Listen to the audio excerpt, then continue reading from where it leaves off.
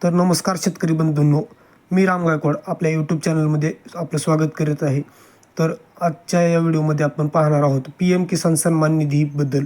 तर आपला हप्ता किती पडला आहे किंवा कोणत्या बँकेत पडला आहे याबद्दल आपण जाणून घेणार आहोत. तर आपल्या या चॅनलवर आपण नवीन असाल तर चॅनलला सबस्क्राईब करा. धन्यवाद. व्हिडिओला सुरुवात करूया. सर्वात आधी इथे या वेबसाईटवरती यायचं आहे व नो युअर रजिस्ट्रेशन नंबर याच्यावरती क्लिक करायचं आहे. नंतर आपला ज्या मोबाईल नंबरवरून आपण KYC केलेली आहे तो मोबाईल नंबर येथे टाकून घ्यायचा आहे. PM किसान सन्मान निधीची KYC करताना जो मोबाईल नंबर इथे टाकला आहे तो इथे टाकायचा आहे व येथे वर दिलेला कॅप्चा जसा आहे तसा कॅप्चा खाली टाकायचा आहे. स्मॉल असेल स्मॉल लेटर टाका, अक्षर असेल अक्षर टाका किंवा अंक असेल अंक टाका. जसा आपल्याला वरी कॅप्चा दिलेला दिसत आहे तशा प्रकारे टाकायचं आहे व नंतर इथे खाली गेट OTP याच्यावरती क्लिक करायचं आहे. आपला रजिस्टर मोबाईलवरती 4 अंकी OTP येईल. तो OTP इथे टाकून घ्यायचा आहे. तो OTP इथे टाकल्यानंतर गेट डिटेल्सवरती क्लिक करायचं आहे. गेट डिटेल्सवरती क्लिक केल्यानंतर आपल्याला इथे आपला रजिस्ट्रेशन नंबर दाखवेल व आपलं नाव दाखवेल. हा रजिस्ट्रेशन नंबर आपल्याला कॉपी करून घ्यायचा आहे.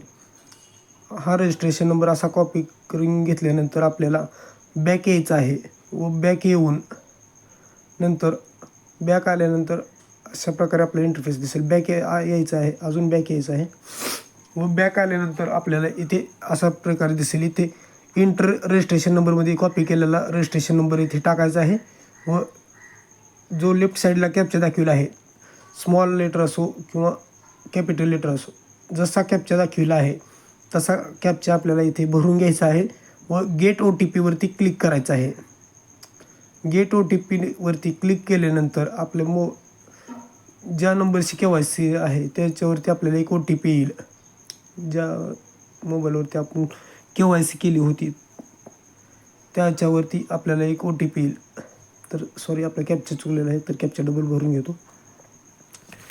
जसा कॅप्चा आपल्याला दिलेला आहे तसा कॅप्चा आपल्याला पूर्णपणे भरून घ्यायचा आहे व गेट OTP वरती क्लिक करायचा आहे. आपला KYC registered mobile number PM किसान निधीचा जो आपण KYC केलेले आहे तो मोबाईल नंबरवरती आपल्याला OTP येईल.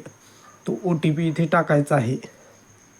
गेट OTP नंतर क्लिक केल्यानंतर OTP येईल. OTP इथे टाकायचा आहे व गेट डाटावरती क्लिक करायचं आहे.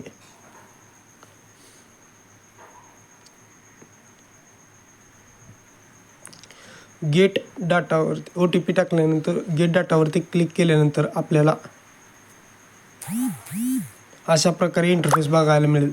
येथे आपण पाहू शकता आपला रजिस्ट्रेशन नंबर, आपलं नाव, आपला ॲड्रेस, जन्मदिनांक व आपल्या वडिलांचे नाव, आपला मोबाईल नंबर, पूर्ण माहिती दिलेली दिसेल. आपला किती हप्ते पडलेले आहेत इथे आकडा आमचा बघा 16 हप्ते पडलेले आहेत. तसं आपल्या किती हप्ते पडलेले आहेत हे आपल्याला दाखवेल व पेमेंट कोणत्या बँकेत झाली आहे याची पूर्ण माहिती देईल. इथे आपण बघू शकता की इथे खाली आल्यानंतर इथे आपला हप्ता पडलेला आहे व कोणत्या बँकेत पडलेला आहे. आधार आपला अकाउंट नंबरची शेवटची 4 आकडे दाखवेल व बँकेचं वरीलप्रमाणे नाव दाखवेल. जसं दाखवत आहे तसं इथे आपलं एलिजिबिलिटी स्टेटसमध्ये जसं दिसत आहे त्या तिन्ही चिन्हांवर राईट असेल तरच आपलं PM सन्मान निधीचा निधी पडणार आहे. तर पाहू शकता आपण अशा प्रकारे आपल्याला इंटरफेस पाहायला मिळेल. जर आपण या चॅनलवर नवीन असाल तर अशाच महत्त्वपूर्ण व्हिडिओसाठी आपल्या चॅनलला सबस्क्राईब करा. धन्यवाद.